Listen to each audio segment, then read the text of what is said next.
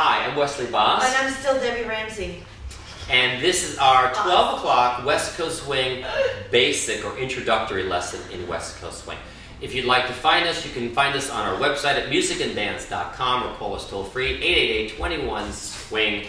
Our dance academy is Mad About Dance Academy, and this is our 12 o'clock workshop. We started with the basics of West Coast Swing, which was a 6-count basic pattern. Rhythmically, we had a walk-walk, triple-step, triple-step. We were talking about leveraging away from our partners, similar to Lindy, and we're doing a basic walking step, which was a 1, 2, a side, side, side, and a side, side, side. Numerically, that was 1, 2, 3, and 4, and 5, and 6. For the camera, we're doing it much smaller. We're leveraging away. We went into what was called an underarm turn, one of 2 passing patterns. We stepped back on 1, 2. We lifted our left hand. Our followers continued through on a step, cross step, triple step. We brought the hand down on the 5 and 6, and the follower were leveraging away and moving away from our leader. Followers, remember that we're always stretching to try and make that connection. Okay?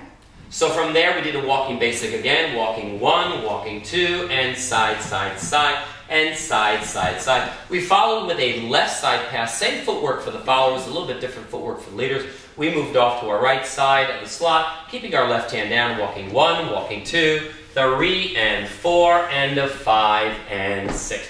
We finished off in a 2-hand lead, and we're talking about what's called a sugar push or a push break. We started in a leveraging position like the other patterns. We went to compression, as we did in our East Coast Swing class, followed by leveraging. And that was all in a 6-count pattern. We leveraged in our 1, 2, we compressed on the 3 and 4, and we leveraged back on the 5 and 6. And that leveraging and compressing was working through the fingers, bringing her forward and sending her back. And it was movement to it. So we stepped 1 and 2, we brought her in 3 and 4, new direction change on 4, then 5 and 6. Again, 1, 2, 3, and 4, and 5, and 6. Then we went into our walking basic to finish again, 3 and 4, followed by an underarm turn, and a 1, 2, and 3, and 4, the full cycle. Now, one more walking basic, 1, 2, 3, and 4. Then our left side pass, back 1 and 2, 3 and 4,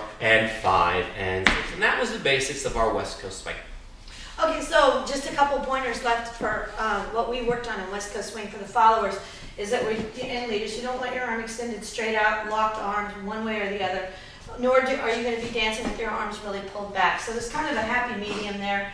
The arms are very relaxed. In compression, when we compress, they're still not locked in, so it's a very taut connection, but it's not a stiff connection. And when you come back, that you have to be relaxed. For the followers to remember that on 5 and 6, that I'm trying to always get to that end and stretch so that the leaders can have that connection. Now here we're dancing in kind of closer arm position because we're trying to stay on camera. But for the followers to remember when you do a side pass, any side pass, in the beginning you're trying to learn to pass your feet, so you have to take very small steps so that you can pass your feet. And then we talked about just in technique and dancing is that you always want to continue moving your center and then take a step, not take a step and then move your center. So these are all real important things because that makes you a dancer that does East Coast or a dancer that does West Coast versus being an East Coast or a West Coast dancer, because ultimately you all just want to be dancers addicted to dance. Okay? So welcome to the addiction. We are glad to have you, and we hope you come back and dance again.